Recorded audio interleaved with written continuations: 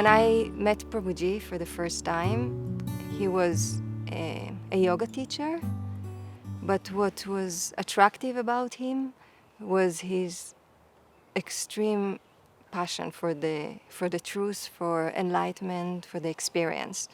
And he managed with his passion to attract us. And it felt like that, what can be more attractive than to want this, to have this passion? Like it was, to meet him was to just get contagious with the most amazing things that you can want in life. And he never said, like he was sharing with us that he had experience when he was 8 and 9 years old. And he was sharing with us how he looked for it for 30 years, but he never said the experience came back until that night. We had 2 yoga centers at that time, like we were few disciples and Prabhuji. And Prabhuji used to travel between the 2 branches in order to inspire us and teach us philosophy and guide us on our spiritual path. So some of us were in our branch in Tel Aviv in Israel, and some of us were in the first branch in Haifa. And on that day, I was actually staying in Haifa on that days, and Prabhuji was coming by bus by himself from Tel Aviv. We didn't have a vehicle back then, and he used to travel by bus by himself. So he came and he arrived, and then I was just arranging his things in his room. And as a very casual thing, he just sat to meditate, as he usually did. Like it was just very normal meditation. He sat to meditate. He played some instrumental music that was playing in the background, and he sat to meditate. But something felt different. And like what I remember the strongest from that day was his laughter. Like he was meditating, and then suddenly he started to laugh, and I never heard him laughing like this. He just laughed and laughed and laughed and laughed. It didn't stop. And after some time, he explained, it came back. It felt like a relationship. It didn't feel like, I don't know, like we can imagine it, because it was just a meeting of love. And Prabhuji was shining. And then he kept meditating, and for a few days he was hardly doing anything except meditating. He was just sitting and meditating, and he was laughing a lot. And then I remember that night, like at a certain point he told me, tell all the disciples, it came back. And I know it's not going to live anymore, like it's going to stay forever. And it was very obvious, like, and since the same day, like when Prabhuji talked, it was different. Like he was wise before. He was like the wisest man that I met already before the experience came back. And it was obvious that there is a certain power that came from the experience that he had as a child, but even more than that from the passion. But from that day, it was just felt that he became a channel of the divine. He became just a space that consciousness can express itself through.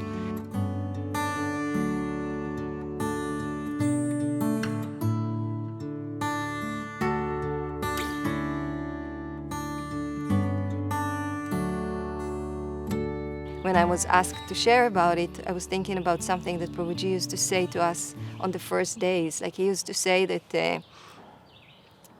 the desire for the divine, like if you want the light, if you want to enjoy the warmth and the light of the sun, you need to keep move after it. And he used to say that to develop in spiritual life, it's not like people imagine that there is a certain like ladder that you step from one step to another, and whoever is on a higher stage is more developed, and whoever is on a lower stage is less developed. But he said, like, what makes someone develop on the spiritual path is this movement. And if you want to, like, never feel I arrived, always move and advance and desire for more. So there was a very special process that started from that night. Like, it started from, as I said, like Prabhuji was meditating for hours, and then he was talking to all of us and sharing from the wisdom from what he's receiving. And then he started to tell us, like, yeah, it's simple, like you can experience it. We started to meditate with Prabhuji. And then his presence was just very powerful. And some disciples like just fell down, like from when he meditated. Something was transmitted and people just sat there, and suddenly the power was too strong and they just fell backwards from this power, like without consciousness or with different kind of consciousness. And then Prabhuji started to experiment with it. Like he understood what it is. Like he understood that basically, spontaneously, śaktipāta started to be transmitted because he's experiencing. He read about it before, but then the śaktipāta that he knew from the book started actually to happen. It felt that it comes not like as a grace because of Prabhuji's experience and not because we deserve it or because of the spiritual work that we did. And then Prabhuji started to check, like, is it working in distance? Is it come by touch? So he was touching disciples' forehead, third eye, like the Anya chakra. And then people used to experience like different things. And then people were crying, or like different expressions started to happen. Many people, it happened to them that they lost the feeling of the physical body. And then, like, sometimes we found them on the floor, like, with different postures, like, and they said that different experiences happen. Prabhuji never encouraged us to talk a lot about our experiences, and also whatever he shared was more in order to inspire us than to. It was never a feeling like he shows off or is the experience. Like, we always needed to ask him a lot in order for him to say something about the experience itself. He also was always very careful that we will not have imaginations about it, and that we will, but that we will really look into ourselves and experience our own experience. Also before, like when he spoke about it, it was in a way from outside. Like, and then it felt that he speaks from what he sees, like he speaks from first hand, like he's in the same place that we are. We're in a dark room, but he has the light, and we're closed eyes, and he has open eyes, and he just describes what he sees, and it was very obvious that he. Since you are one of the senior disciples who meditated with Prabhuji before the experience came back and after it came back. Oh no, there's something different. Yeah. No, also for us as disciples, it was completely different meditation. Obviously, like it felt like the power of the mind wasn't so, like, got less power while meditating with Prabhuji, and there was a presence of the divine there, like that took over. If before the experience came back, Prabhuji was meditating a lot, and was studying a lot. Like he was very much into the yoga philosophy, giving us lectures about general yoga philosophy, explaining us about what is mind and about jnana yoga, different things. After that, first the schedule changed for many months. He was mostly meditating, and when he was speaking to us, it was directly from the experience. Like I remember things like he used to dictate different things to me, and I remember a few situations that were very special for me. For example, there was one time that he was trying to fall asleep, and he told me, I can't sleep, I'm closing my eyes and this light doesn't let me sleep.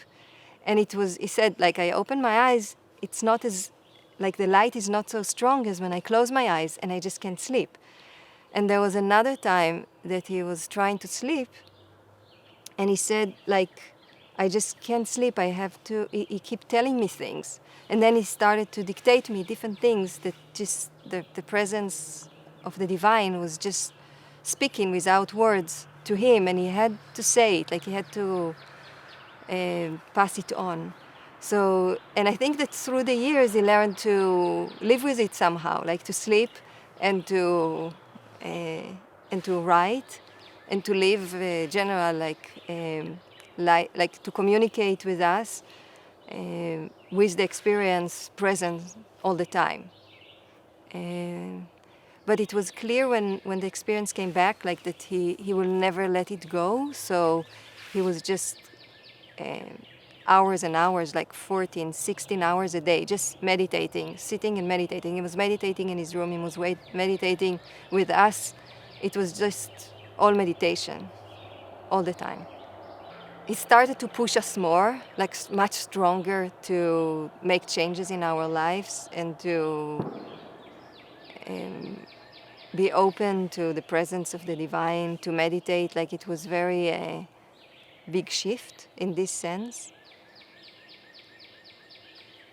And yeah, also on the daily life, like he was correcting more from what he saw. Like if he saw something, he just said it, and it felt with much more power that came from his words and from his presence in general. Like it felt that we're dealing with the divine. It's not a person that is our teacher. It's our master, our guru. It's the divine that speaks and corrects or guides us through him. It seems like everything was like not important in those days. Like only this was important, yeah. Like it was all about this, about the experience, and we were all like, and he started to say, like, if I can, you can. Like, don't be so stupid as I was. Like, you can make a shortcut. Like, just don't do it as I. Like, for me, it took 30 years. For you, it will take less because you can. I can help you to make the process shorter.